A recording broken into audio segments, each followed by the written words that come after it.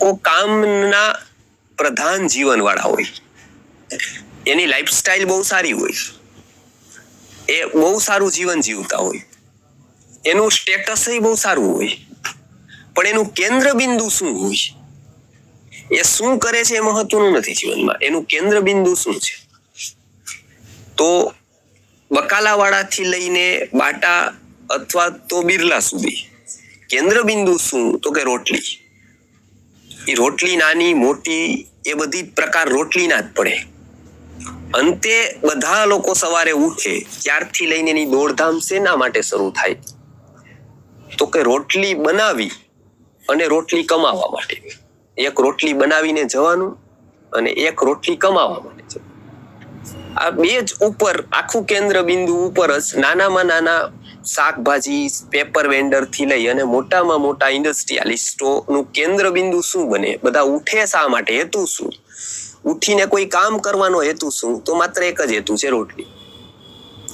એ પછી પોતાની હોય કે પોતાના પછીનાની હોય કે એના પછીનાની હોય કે પોતાના દૂરના લોકોની હોય, પણ અંતે એ રોટલી છે.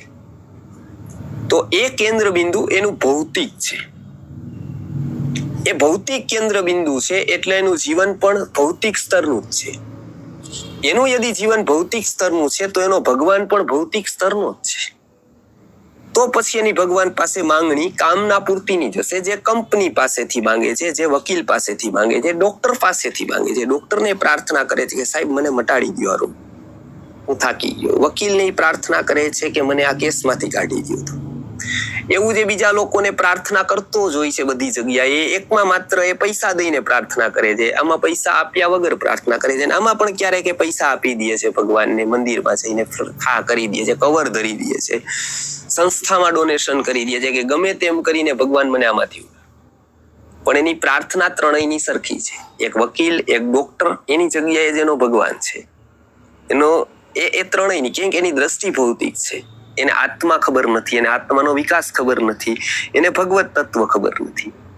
તો એવા લોકો કોને માને છે અને એનું શા માટે માનવાનું છે? તો કે એવા લોકો કામના પૂર્તિ માટે એનું જીવન હોય છે હંમેશા. કામનાઓ દરરોજ નવી ઊભી થાય છે, એને પૂરી કરવા માટે નવી દોડ શરૂ થાય છે. એક કામના પૂરી થઈ ગઈ પછી એક નવી કામના જાગે છે. એ પૂરી થઈ ગઈ પછી ત્રીજી કામના જાગે છે, પછી ચોથી કામના જાગે છે. કામનાઓનું સર્કલ હંમેશા આવું ચાલુ રહે છે. એની પૂર્તિ કરવા માટે પણ એક કોઈક અદૃશ્ય કલ્પના કરે છે. ભાઈ આવી બધી વસ્તુઓ છે, પણ એક અદૃશ્ય એવું કોઈક તત્વ છે કે જે મારી કામના પૂરી કરી શકે. એટલે એવા લોકોની સાયકોલોજી અહીંયા ભગવદ ગીતામાં બતાવેલી. હવે ફરક અહીંયા છે. હવે જ્યારે